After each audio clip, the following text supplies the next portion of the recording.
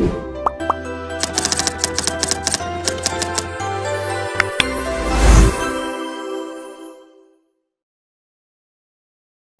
Sobat Podcast, balik lagi bareng gue Cynthia, Gue Julian di acara Podcastan. Tempat kita ngobrol santai tapi tetap kritis soal isu-isu kampus dan dunia pendidikan. Bener banget nih Sin, hari ini kita akan membahas nih kasus yang lagi viral banget beberapa hari kebelakang ini terkait dengan kasus bullying yang ada di Universitas Udayana Bali nih. Jadi kasus ini tuh viral banget karena melibatkan mahasiswa yang diduga mendapat perlakuan yang tidak pantas dari mahasiswa lain. Bener banget, kasus ini tuh bikin banyak bertanya-tanya ya. Kok bisa di lingkungan kampus tuh masih ada bully yang seharusnya kan kampus itu tempat mendidik ya. Betul. Terus juga tempat yang aman, tapi kok masih bisa terjadi gitu perundungan. Nah, biar pembahasan kita hari ini lebih hidup dan berimbang nih, kita udah kedatangan 3 mahasiswa aktif dari Universitas Dian Nusantara yang akan membagikan nih pandangan mereka nih. Ada Dimas, ada Dela, ada Dewi. Hai Kak Julian, Kak Cynthia, seneng banget ya bisa diajak ngobrol lagi di sini. Halo semuanya, halo para sobat podcastan, halo Kak Jul dan halo Kak Cynthia. Terima kasih nih udah undang gue lagi. Topiknya penting banget sih kali ini, apalagi banyak masih takut bersuara soal bullying. Halo semuanya, semoga lewat obrolan ini kita bisa membuka mata bahwa bullying itu bukan cuma masalah individu tapi juga sistematik juga. Oke, sebelum kita masuk nih ke opini bintang tamu kita masing-masing nih, mungkin gue dan Cynthia bisa kasih sedikit info kali ya tentang gambaran kasus ini.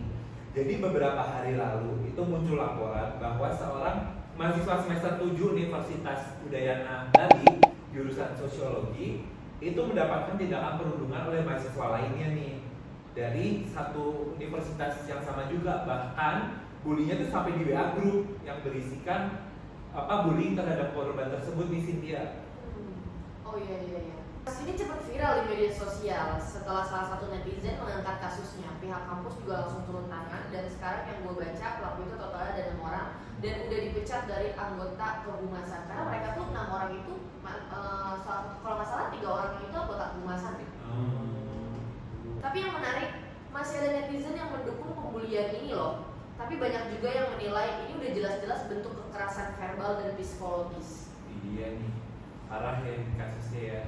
Kalau kita jadinya di lingkungan kampus. Betul, di ruangan akademis nih. Bener. Dan gue mau dengar nih dari Dewi, menurut lu gimana sih melihat reaksi publik terkait kasus ini? Kalau menurut gue ya kasus ini beneran tragis ya, bukan hanya karena kehilangan seorang mahasiswa aja, tapi juga karena menunjukkan kegagalan sistem dan budaya untuk melindungi satu individu di dalam lingkup mahasiswa gitu ya, kayak kampus gitu. Bullying juga bukan hal sepele, efeknya bisa menghancurkan mental korban. Kampus yang baik tuh harusnya kan jadi tempat buat aman, buat belajar, buat berkembang, bukan arena intimidasi.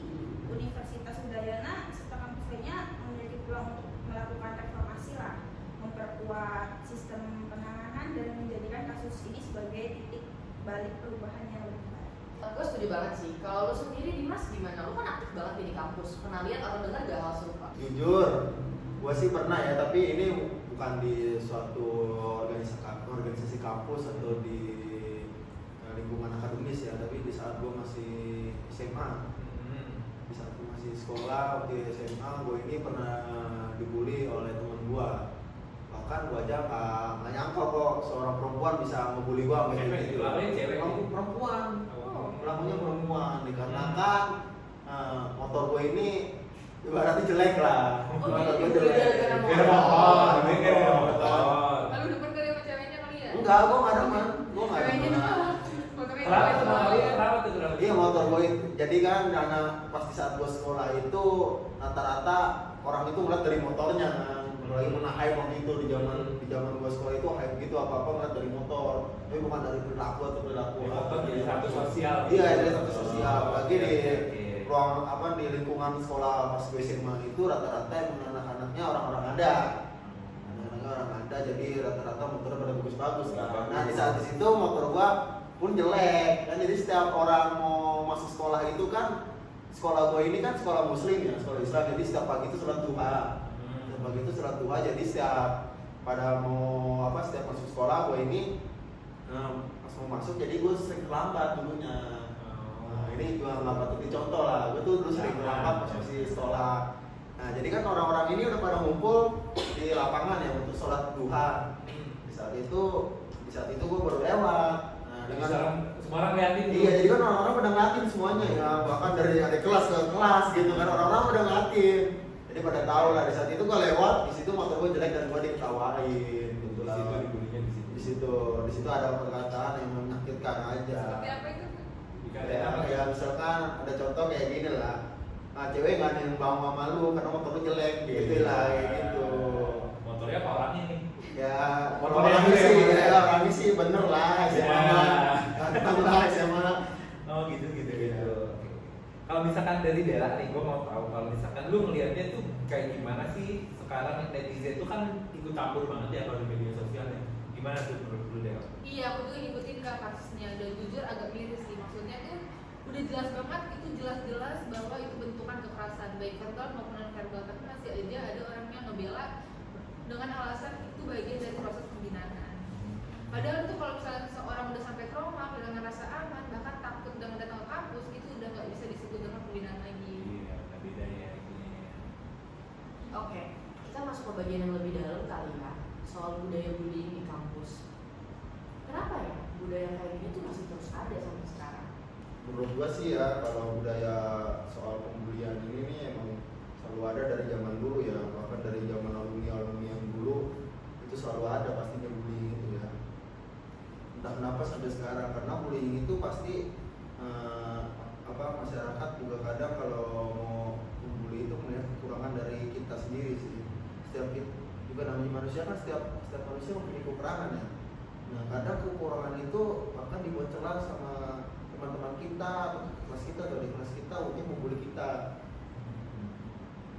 Iya itu aja sih, jadi selalu ada sampai sekarang, bahkan sampai ada kelas kita yang masih SMA juga pasti ada yang membuli ya. Apalagi ada juga kasus yang kemarin itu anak dari seorang artis besar kan, iya anak dari artis dari seorang seni dari Pak Vincent itu kan, jadi anaknya itu sekolah di Binus, bahkan anak artis saja bisa membuli. Apa nama dulu ya? Apa nama dulu bisa. ya. Itu aja sih Kasim. Kalau menurut Dewi gimana Dewi? Kalau menurut aku tuh karena kurangnya kesadaran dan empati ya dari orang yang juga berperan besar. Banyak yang nggak nyadarin kalau ejekan atau tekanan sosial kecil kayak dari omongan-omongan apa gitu bisa berdampak berat buat psikologis orang lain. Apalagi usia mahasiswa tuh banyak yang ngasih cari jati diri ya, jadi nggak mudah merasa tidak cukup atau tertekan ketika harus dibandingin atau direndahkan sama teman-temannya. Menarik banget nih dari pembahasan ini. Kalau misalkan dari Dela nih, apakah budaya bullying ini cuma masalah individu atau emang ada peran nih dari pihak kampus juga nih atau dari sistemnya atau bagaimana? Gimana Dela? Oke, menurut aku sih dua-duanya punya peran yang besar ya, karena bullying itu nggak bisa dilihat cuma dari perilaku individu saja, tapi juga ada sistem yang membiarkan itu terjadi. Misalnya kalau misalnya kampus nggak punya aturan yang tegas, mekanismenya pasti terusan berulang Pak. Kalau misalnya nggak benar-benar dituntasin gitu kasus sampai akhir gitu ya, karena pelaku juga merasa, kalau misalnya pelaku juga merasa aman buat Jadi cuma dibiarin doang nih, kayak diamin doang nih, oh jadi nggak apa-apa gitu. iya, tapi di sisi lain individu juga harus punya kesadaran moral, tahu kalau misalnya mana batasan yang baik, mana candaan, mana yang mudah melukai perasaan orang lain. Itu paling penting banget sih. Kadang sistem dan budaya itu saling memperkuat ya. Yang satunya itu diem, yang satunya lagi jadi jalan terus. Bener banget. Nah, kan tadi kita udah bahas tuh tentang apa budaya bullying, tentang kasus yang di Universitas Udayana. Nah, sekarang kita coba bahas nih tentang dampak psikologis yang dirasakan. Itu kan sering dianggap sepele ya sama beberapa orang, tapi buat apa korban tuh gimana sih? Betul banget sih Bang Jul, dampak psikologisnya itu sangat panjang sekali, efek jangka panjangnya sangat pengaruh pasti kan. dia mungkin dari SMP sudah dibully atau di SMA dibully sampai ke depannya, itu sangat ngaruh. Bahkan di saat dia sudah masuk remaja-remaja yang sudah nanggung, udah dewasa, seperti sudah mau kerja dan kuliah, dia pasti akan selalu minder karena dari dulu dia selalu dibully kan. Dia jadi takut berinteraksi dengan orang, dia tidak mau berinteraksi dengan orang. Bahkan kita ngajak kenalan aja dia pasti selalu punya pikiran yang negatif terhadap kita, pasti dia ujung-ujungnya mau membuli gitu. Pasti itu dampaknya itu sangat jelas banget sih. Kalau membuli itu kasihan, dia berasa banget dia jadi korban tuh berasa. Dan apalagi dia selalu menyangkut tentang hatinya, nanti dibawa ke depan, apalagi nanti amit-amit kalau sampai kayak kasusnya yang di kampus Udayana kan sampai bunuh diri kayak gitu. Iya, kasihan. Kasihan banget efeknya gitu. Kalau dari Dewi nih ada tanggapan nggak nih? Kalau menurut aku sih dampaknya buat sosialnya juga besar ya. Kayak budaya bullying bikin suasana kampus tuh jadi kayak gak sehat. Orang jadi takut berpendapat, takut gabung organisasi, takut bergaul, akhirnya malah menciptakan budaya diam. Itu bahaya banget sih buat perkembangan mahasiswa. Betul, padahal kampus harusnya kan jadi tempat aman ya, tempat kita belajar empati dan berpikir kritis. Tapi kalau misalnya bullying masih dianggap wajar, bagaimana mau membentuk generasi yang punya empati? Betul banget. Jadi bukan cuma soal satu korban sih, tapi efek berantai yang bisa merusak seluruh ekosistem kampus ya Jadi sebenarnya. kayak efek domino juga ya, itu imbasnya tuh apa yang bisa ke belakang-belakang. Iya. Oke, sekarang kita mau coba bahas tentang solusinya nih. Menurut teman-teman yang udah hadir di sini, apa sih langkah yang kira-kira bisa dilakukan gitu oleh kampus atau mahasiswa untuk mencegah bullying? Ini yang maju pertama itu sih menurut gue itu perlu ada aturan tertulis dan sanksi tegas ya terhadap para perundungan ini nih yang suka Para pelaku ya. para pelaku, berarti udah para pelaku. Ini harus benar-benar ada sanksi tegas dan aturan tertulis. Nah, keduanya itu perlu ada kepimpinan dan organisasi harus lebih humanis. Nggak perlu pakai cara kasar buat latih mental. Itu aja sih. Nah, gua dari Dimas sebutin gue mau nambahin nih, di sisi lain juga harus ada sistem pelaporan yang aman dan anonim ya. Banyak korban yang nggak berani bicara karena takut dibales lah kalau ada wadah yang jelas, dan dijaga kerahasiaannya, mereka bisa lebih berani buat lapor. Iya, dan yang paling penting juga Kak, perlu banget pendidikan karakter dan empati sejak awal. Misalnya kayak orientasi mahasiswa baru gitu ya, bukan cuma bicara soal akademik, tapi juga tentang etika berorganisasi dan menghargai sesama. Gue suka banget sih sama poin itu. Karena pencegahan paling efektif justru dimulai dari kesadaran individu ya, bukan cuma aturan. Karena kan gimana ya, aturan kan banyak banget ya, aturan kecil aja bukan cuma bullying lah, banyak banget aturan kayak lu jangan buang sampah sembarangan aja, lu masih bisa langgar karena aturan bullying gitu loh. Bener banget tuh, kalau misalkan semua pihak sadar bahwa bullying itu bukan proses pembentukan tapi malah bentuk kekerasan, budaya itu bisa berhenti. Wah, diskusi ini tuh seru banget ya. Banyak insight baru dari kalian semua. Sebelum kita tutup, boleh dong masing-masing dari kalian kasih satu pesan mungkin buat penonton, terutama mahasiswa yang mungkin sedang mengalami bullying. Buat teman-teman yang mungkin lagi ngalamin bully, kamu gak sendiri ya. Cari bantuan, lapor atas tidaknya cerita ke orang yang kamu percaya. Mengakhiri hidup itu bukan solusi. Betul. Dan buat para semua mahasiswa atau siapapun masyarakat di luar sana atau anak-anak yang suka nongkrong, yang punya banyak teman, ayo organisasi diri. Berani dan tegas boleh, tapi jangan sampai menyakiti. Tapi mau bilang, kampus itu sebagai tempat yang tempat kita tumbuh, tempat kita yang paling aman, bukan jadi tempat takut. Jadi mari sama-sama membangun budaya saling menghargai.